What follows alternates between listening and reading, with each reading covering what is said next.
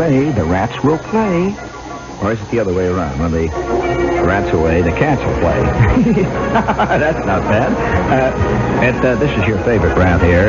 And since all the big fat cats here at the pot boiler are all away, enjoying their 17-day holiday, they're sitting on the fantail of their yachts, or they're down around the ninth tee, swatting around there.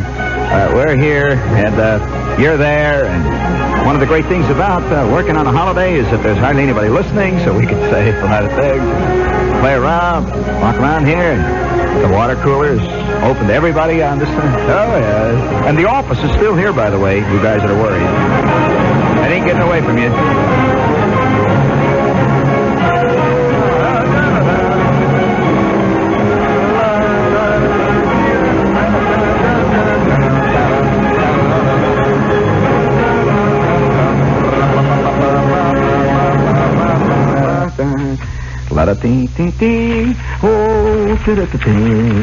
It's Memorial Day Eve, which might not mean much to you, but it means something to a lot of people. And it really isn't connected much with patriotic events. But right now, at this very instant, right now, at this minute, in the dark, out in that great broad plain of Indiana, and by the way, are you aware that they call Indianapolis a cornfield with streetlights? That's what it's called. That's what it's called in Indiana. There's a lot of people. Of course, they call it a lot of other things. It's also known as probably the greatest speed trap in the history of Western man.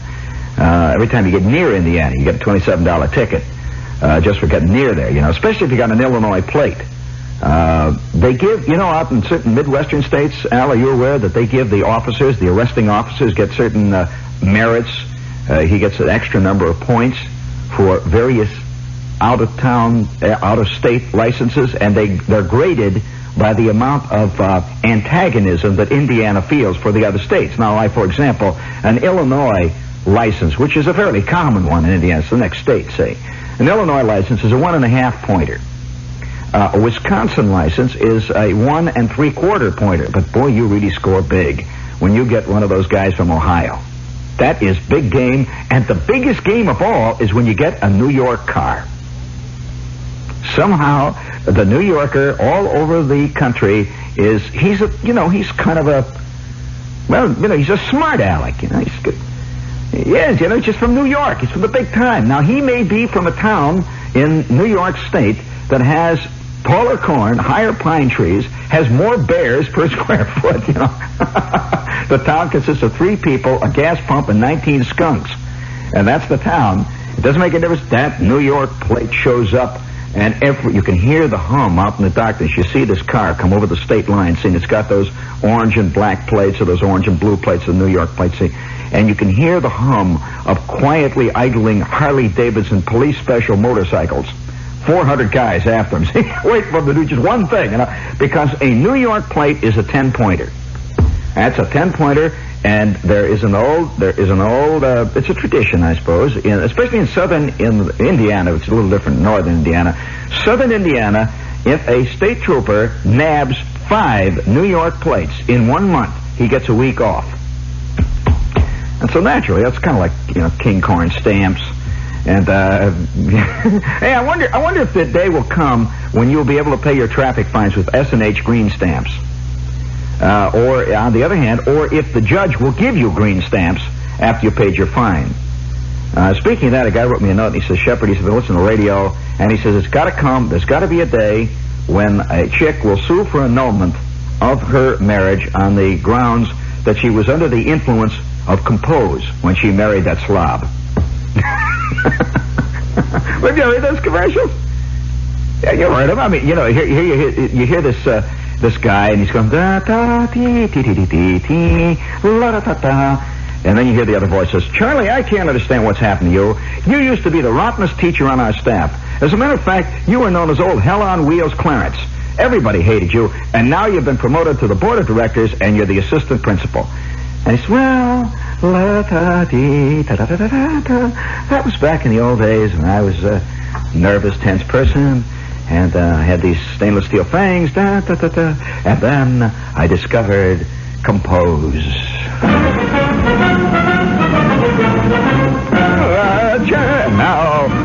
life is one long song. As far as I can see, there are fields of waving daffodils. As far as I can see, there are blue skies. There are pink clouds tinged with gold. And life is one long song. So let's all march together.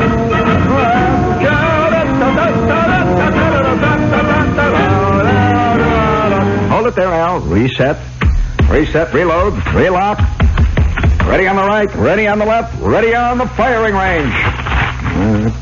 Do you know that there was a recent prediction made by a leading sociologist to the effect that by the year 1990, due to increasing pressures of advancing population, and there ain't no place to park, and the air is going to be all polluted, and people are going to be getting tickets just for walking around on the street. You know, yeah, they're going to eventually. There's going to be traffic police. They claim by 1995 maybe there will be traffic police on sidewalks. And if you walk on the wrong side of the sidewalk, like heading into the stream, you're liable to get yourself a $5 ticket. If you turn left into Corvettes without putting your hand out, which could knock 4 little old ladies to the ground and run over 6 kids, you'll probably get a $15 moving violation ticket and all that stuff. He said that by the year 1995 or so, that a good, in fact, a major percentage of the people will be on continual, and they'll take it just like every morning you take your Wheaties. Or, you know, like you take your vitamins every morning. They will be on a continual diet of tranquilizers. And you'll take them just as normally as you take, vitamin B or something. And he said this will be because man is not built for what man has created. And until a new type of man evolves, very new type, who's totally nerveless, totally insensitive to anything, and he has leather lungs that are lined with asbestos and he can breathe in all the air from Jersey, that until that time, man will continually be constantly under the pressure of taking various types of, little things to keep him happy. It may be, it's all connected with the LSD thing. Do you know that you can buy LSD cigarettes now? You can buy a package of cigarettes that says on the side LSD. I kind of think they missed the boat, though. They should have a cigarettes named pot. The guy gets busted for smoking pot in the mailroom. Who knows? But nevertheless, you get all deeply involved with modern life, and you sometimes have a tendency to forget that one of the basic drives behind man always is what they term the fiesta drive. Now, what is it? What is the fiesta drive? Nobody knows where it comes from. No other animals do this. As a matter of fact, there has been at least one physical anthropologist I know of, has been studying the celebration habits of various lower animals. Now, they can't find much. I mean, it has never been recorded that 522 camels gathered in the desert and all grabbed paws and jumped around and sang old songs. They just don't do it. Bears do not do this. A bear is a very solitary character, and they do not have conventions where 497 bears gather on the side of a mountain and throw bags of water on the other bears that are down at the bottom of the mountain and wear buttons and yell, and sit on rocks and blow horns. Well, man has the fiesta thing deep down inside of him, and one of the very earliest examples of this, it must have happened when man was beginning to come out of the amphibious state, and his gills were beginning to disappear. His feet were still a little bit webbed. In fact, I know a lot of people whose feet are still webbed a great deal. I know one guy that's got scales on his back, but when they were just beginning to sneak out of the water, and they were beginning to breathe the air, and it wasn't even polluted yet. You know, it's hard to believe. There was a time when you could breathe deep. You know, nothing. I mean, now you go, black. Yeah, you do. Just face it. I mean, and so the very first moment, there must have been a historic moment when Charlie is crunched down there. You know, he's hunched, sitting in the mouth of the cave, and the wind is blowing past, and the skies are gray overhead, and the clouds are scudding past. And they hadn't even invented trees. It's very early. No trees. There were no dogs. Nothing like that. After all, if you didn't have no dogs, you didn't need trees. And so there weren't any trees or any dogs. Well, you see, everything follows one after the other. Nature has continuity to it. Things are important. Things have, that's called ecology. In other words, turtles exist because frogs exist. Turtles eat frogs. And when the frog began to develop, the turtle followed naturally. Now the frog, of course, eats mosquitoes. And so, because there were mosquitoes, frogs came on the scene. Well, nobody's figured out why man came on the scene. I mean, this has been a big problem with ecologists for years because he doesn't fit, see. The first thing that man does when he arrives on any given scene is cut all the trees down. Then he digs holes in the ground, overturns all the sod, and then he throws beer cans in the lake. And therefore, man is anti-nature. He's not part of nature. He's anti-nature. And so, Og and Charlie are squinched down, the two first anti-nature creatures on the face of the globe.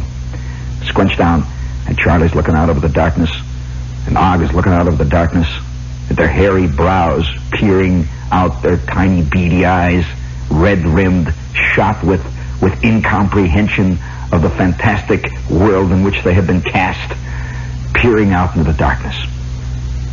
And then suddenly, well, it wasn't so sudden. It took 422 million years, actually, but in those days they didn't have Timex watches, you know. They didn't have any of this stuff. Time wasn't invented. There was only light and dark. They had no days. They had not invented Wednesday. Nothing. Just light and dark. And it didn't get very light either, because it was always cloudy. Rained a lot, see. It was always cloudy. And it didn't get very dark either, you see, because the moon was bigger in those days. Do you know that the moon has washed away a lot? They claim that erosion has washed away a lot of the moon, and they claim that, like 2.5 million years ago, the moon covered the whole sky. It's a big baby, you know, just laying up there. And so the two of them are scrunched down. It's silent, except for the sound of the wind.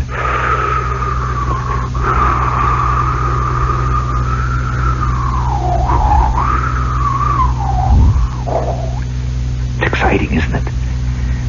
That's the beginning. That was a long time ago. That was a long time ago.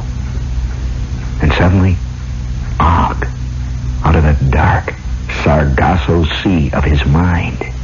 Man didn't even have minds yet like we know them. He just had this cottage cheese between his ears, see, and it was fermenting. It had not yet solidified. Out of that dark, vast blankness of this chunk of cottage cheese that hung between Og's ears. Now, they didn't have ears like we have ears. They had these two little knobs on each side and stuck out through the fur.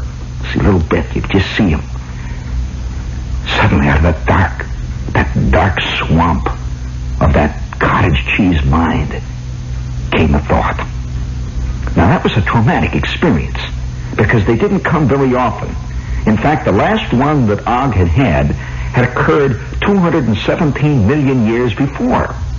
And that's when he decided to climb out of the water. Now, I'm using Og here, of course. It's a symbolic Og. There were many Ogs. He had said, I had enough of this water jazz. And he climbed out and sat on the bank. That was the first thought. Now the second thought.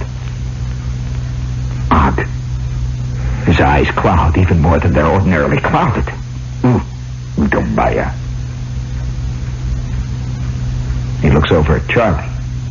And Charlie is sitting there looking out over the lake. Any minute now, he's expecting his future wife to crawl out. See, they didn't have women yet. They weren't invented. Don't ask me how anything happened. I don't know. They didn't have no women yet. That's all I know, see. They came later. In fact, they are not fully evolved yet, according to many men, see. At the interesting thought. Speaking of being low on the evolutionary scale, friends, this is WOR in Fun City, our great big fat old howling cave. Oh, let me tell you, Fun City is more of a howling cave of wilderness than many a Neanderthal man knew. And so, from Fun City, we send you this fun commercial. This is John K. M. McCaffrey for Shell Oil Company. On Tuesday evening, May 23rd, I came on nationwide television to kick off the new Shell Safe Driver Awards. Part of Fun City. Oh, yes. Oh, you want to hear about that thought, huh? Og? Well, he turns to Charlie, see? And he looks over at Charlie, and Charlie didn't look very good, actually, because he hadn't had a haircut yet. See, they hadn't invented any of that stuff yet, and they hadn't invented Lifebuoy. Dial soap was like 17 trillion years in the future, so Charlie wasn't really nice to be near. But on the other hand, either was Og. But they didn't know the difference, see, because nothing was nice to be near in those days. I mean, what were the saber-toothed tigers or the trichinoporuses and the tyrannosauruses, rexes, and all that stuff around there? Everything was dangerous. Every last thing. Do you know that at one point the whole world was composed of lava? And there ain't nothing worse than lava. You walk around in lava and you've got trouble. And if there wasn't lava, it was quicksand. And so, it was a pretty rotten life one way and the other. It rained a lot, and they didn't have, nobody had invented umbrellas or rubbers and cough drops. Nothing. They just sat there and scrunched down. And they hadn't even discovered smoking cigarettes. Nothing like that. They just, you wonder how no TV even. I mean, that's really hell. So the two of them sat down there, scrunched over, and suddenly Og came up with one of the great turning point moments in all of mankind's history. He looked over at Charlie and went, see, they hadn't really invented language yet. Language consisted of a series of belches, grunts, and occasionally scratches.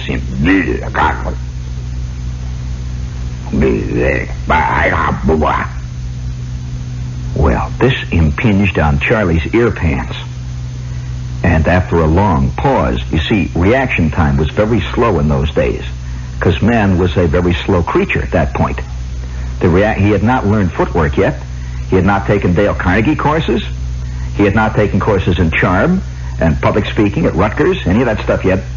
And so it took him a long time, he's thinking there, maybe 100,000 years passed, and then he turns to Og and goes, "Gee," meaning, what did you say? And Og repeats, and a very dim light bulb lit up over Charlie's head. Og had said for the first time, "Charlie, let's go and tie one on." It was the first party.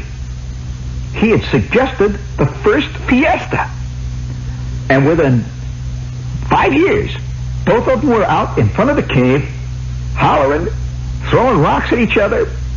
And Og was standing up on a cave, and he was singing a rudimentary song. And both of them were bagged to the ears on fermented coconut juice. And it was the beginning of the whole thing. What did it lead to? Well, it led to Democratic conventions. It led to the International Plumbers Amalgamated Social and Union crowd meeting in Miami Beach for 3 days to elect officers. Quote. It led to the American Legion. It led to the Ed Sullivan Show, and it led to bringing up their big-headed high.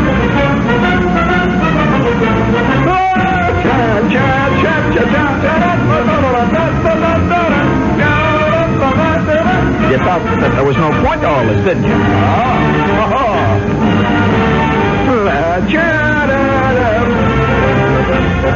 It led to tonight's radio program, which is brought to you by this Sirius radio station. And we entitled it, Salute to the Indianapolis 500, or subtitled, Salute to one of the great nutty things in American life. And so, tonight, we salute Nutty Day in Indianapolis. Yes, friends, 364 days go by in Indianapolis and nothing happens. 1 day out of every year, Indianapolis turns on. Sort of. Well, as much as Indianapolis can turn on. After all, it's a 40-watt town in a world of kilowatt stations.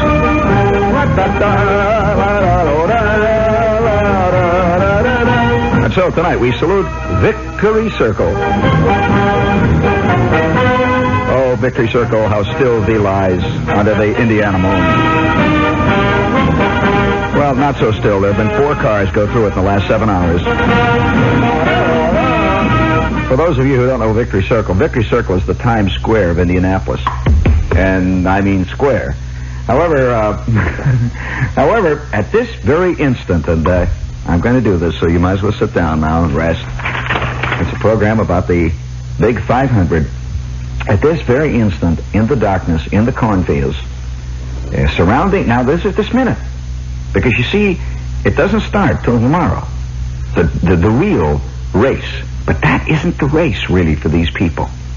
At this very minute, there are probably in Indianapolis right now, and all the streets that go, that kind of lead in, and the lanes and the roads that lead into the big brickyard, which is what they call the racetrack there. There must be probably at this point, I would guess and estimated, and I haven't been there for a couple of years, probably 20,000 automobiles just waiting in the darkness. Now, they've been waiting in the darkness now, many of them, for maybe 2 and 3 weeks. Some of them have been there as long as a month. I'm not kidding you, Al. I'm telling you the truth. And I'm telling you, because you people in the East probably don't know anything about this. You sit and read about the Indianapolis 500 in the Sports Illustrated, or you read about it in the Times, and all they write about generally is the race. Well, that really, in a way, is like if you're going to write about Christmas, all you write about is an ornament. I mean, Christmas is one more than that. And the 500 race is one of the most enormous, one of the biggest, probably the greatest camp meeting fiesta that America has in this day and age. Now, it started back right after the turn of the century. And it started in the cornfields, in this great big yellow red brickyard called the Indianapolis Speedway. It was just a big track, big oval laid out there. And this was in the early days of automobiles, and everybody was automobile nutty. But the thing that's important to remember is not that they came primarily to see the cars, which a lot of them did. They came because it was a thing to go to. It was a way to get out of the farm for a couple of hours. It was a way to get out of a little town like Jerusalem, Indiana, or like Xenia, Ohio, or like Clabber, Kentucky, or like Rabbit Hash, Kentucky. These are all real towns that I'm giving you names of. I'm not inventing them. How would you like to be living in Otterbein, Indiana? But there ain't no otters in Otterbein, Indiana, but there's a lot of people that look like otters.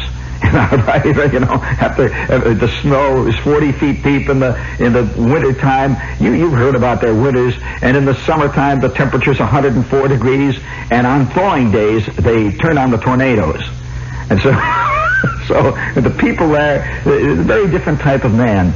And given the opportunity, he will gather in great numbers to mill and to reassure himself that there are others, and that he's not alone in the darkness.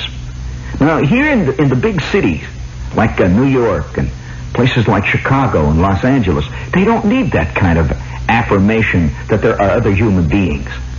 But they do in places like Jerusalem, places like New Bethlehem, places like Nazareth, Indiana. And somehow it all came to pass in Indianapolis that in the early days of this century, 1904, 1905, I don't know the exact date, maybe in 1910, something like that, that the first race was held. And you know, the man that won the first race that was held in Indianapolis just recently died a year or two ago. Won the absolute first race. And that race became, within a very short time, one of the great fiestas of the entire Midwest. And they don't go there because they're nutty or car nutty, but they go just to be there, where all those other people are. It's like a gigantic, enormous county fair. Now, I suppose most of you people have never been to a real county fair who live out here in places like Yonkers and stuff. But a real county fair always has races. Now, not necessarily trotting races. Now, all over Indiana, they have trotting races continually, and every county fair has a trotting grounds and the trotting races. All of them. You've seen National Velvet and all. Well, it really is that way. They really do. And there's always a little girl who looks like Elizabeth Taylor who's taken that little colt, the one they call the runt, that's no good, and her friend Mickey, who looks just like Mickey Rooney, and he rides it, and they win. And there's a guy named Stephen Fetch. He keeps saying, pick up them peaches, little boy, let him go. What, Colonel, I think he's going to win that race, Colonel. And, I bet we're going to take the Kentucky Derby next week. Well, this is happening in Indiana, But as equally important, and you don't hear so much about this side of it, at every major county fair throughout Indiana, they also have automobile speed races. And you go to the county fair and you see rising out of the distance when you're approaching the Lake County Fair, you see rising out of the cornfields this great cloud of dust. These are called dirt track races. You see this great crowd of, this huge yellow dust is in the air, and you see the fence around it, and you hear, and then you hear, some hayseed, some rube with a Sears Roebuck crash helmet on has just gone through 17 yards of fence in his in his racing car. You see the air is filled with superchargers, and everybody, get out of it, Ruth, get out, she's going to burn, Ruth, get out. And you see this guy jumping out of his car, and he's running through the cornfields, with his pants on fire, and you know that you are at the county fair. Well, and they bet on him, they bet on these races, these cars running around on the dirt tracks. And it is one form of suicide that many people here in the East have not yet discovered. And so all the while, as you're wandering through the county fairgrounds, you go through the strawberry jam prize contest. You walk through it, and all these grannies are sitting around with their blue hair, and they're arguing about how rotten the judges were this year. How Emily ever won with that terrible stuff she turns out, and she doesn't really. She actually buys it at the A&P, is what she does. And then you go through the quilt judging contest. And then you go through the smallest tomato contest, the biggest tomato contest, and you go through all these things. The bulldogging. Oh yeah, and another thing they always have too. They have horse pulling contest. They have these big horses, and they pull against gigantic weights, and everybody cheers and yells, and the horses sweat. And then they have stake driving contests. You see these big rubes. And they've got these great big hammers, and they're driving stakes into the ground. Oh, yeah, you don't see this stuff in the wide, wide world of sports, but that's big out there, And there's a guy who'll be the state champion. He's a state champion, a stake driver, and he has a big belt, and he walks around, and he wears the overalls and stuff, and for the whole year, everybody gets out of his way.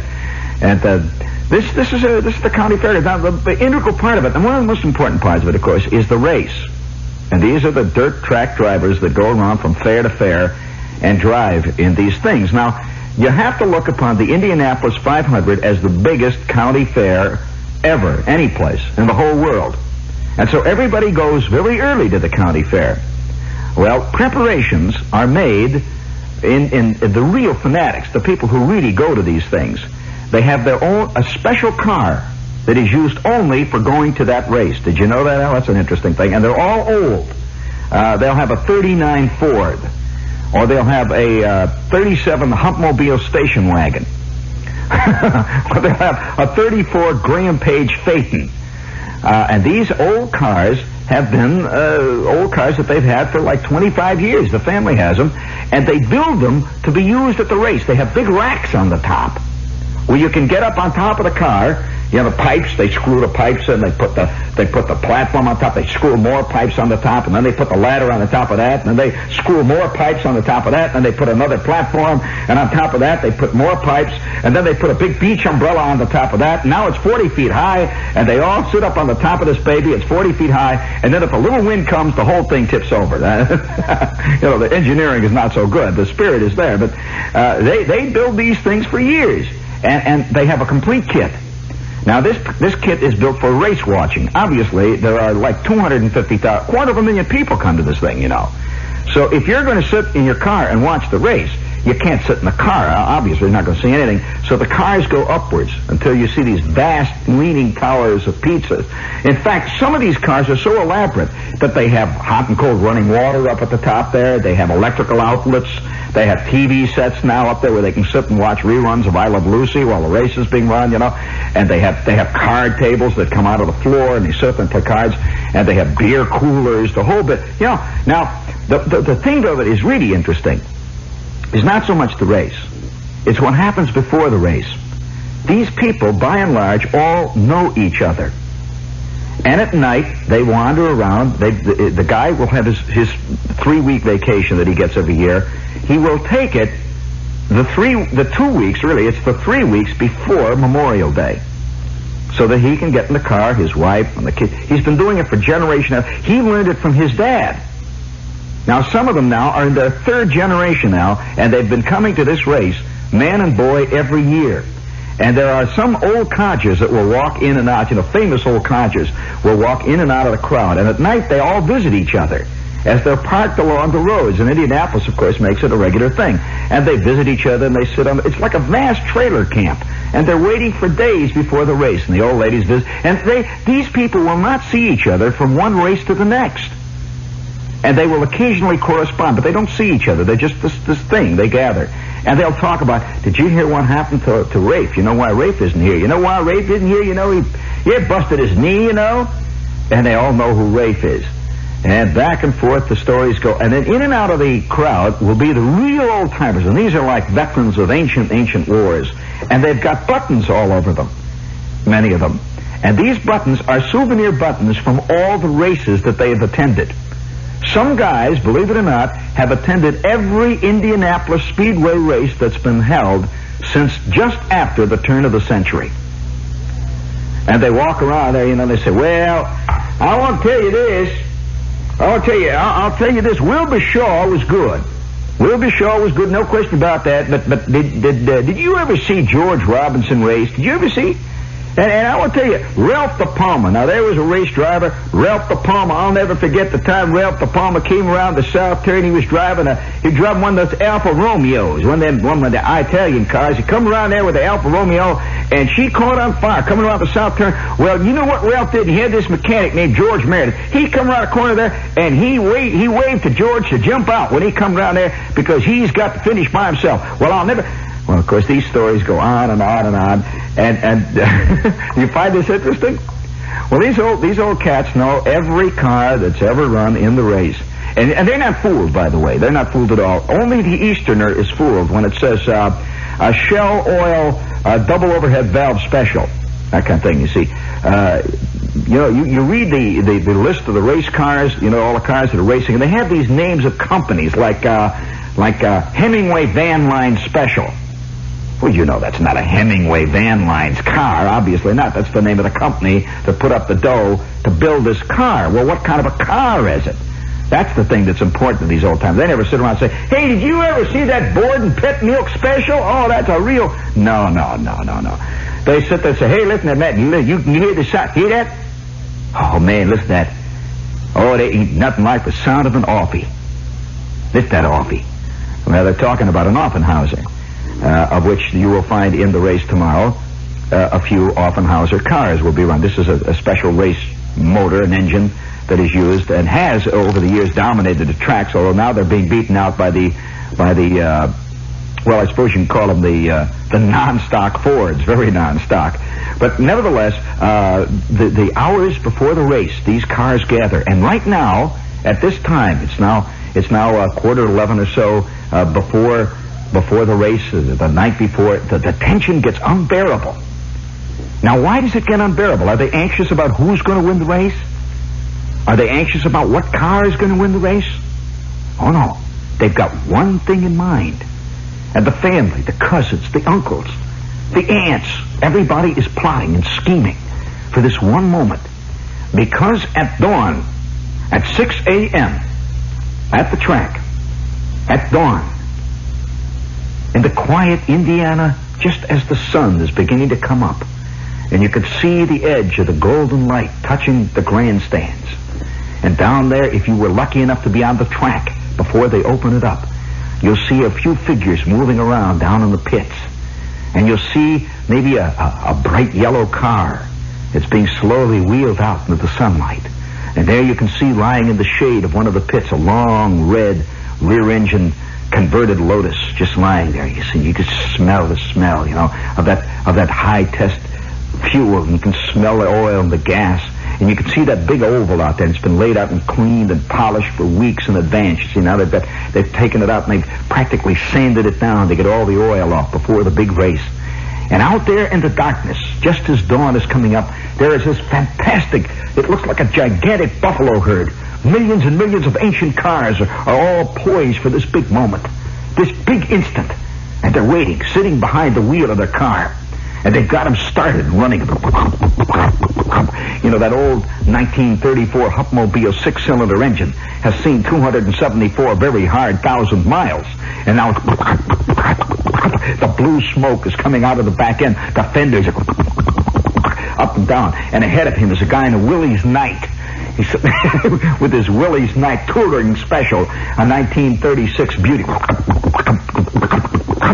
And they're all waiting. The beer is packed all around them. They've got their pinochle cards. They've got their sandwiches piled high. They've got their hot dogs already. The mustard, the piccalilli, the whole thing. The racks are ready to go up, and they're waiting. What are they waiting for?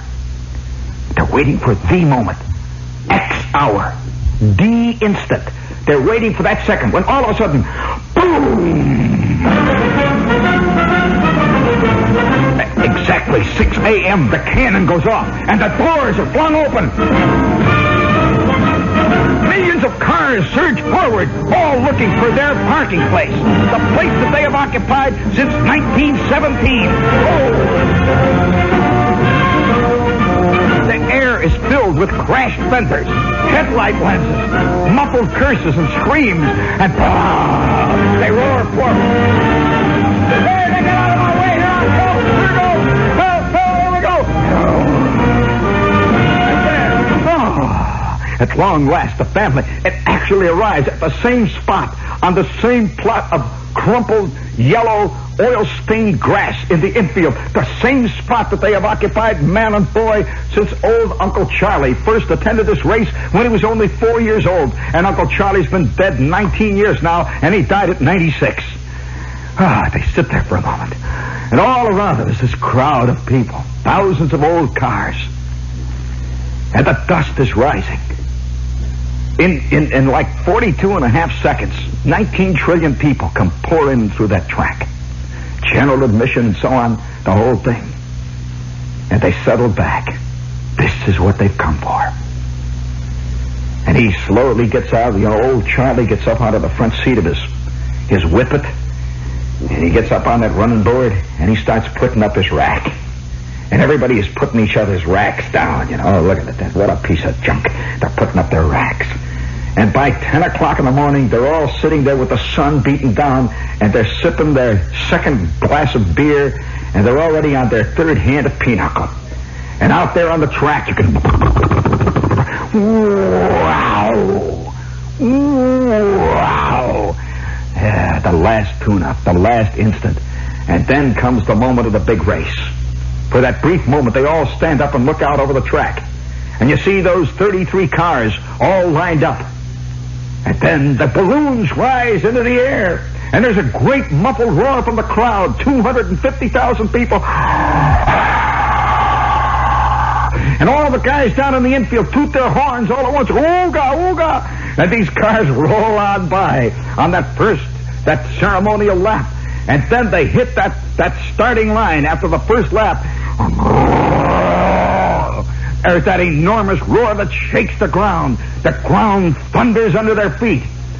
And they watch the first big lap go by, and then they all settle down and begin to play pinochle.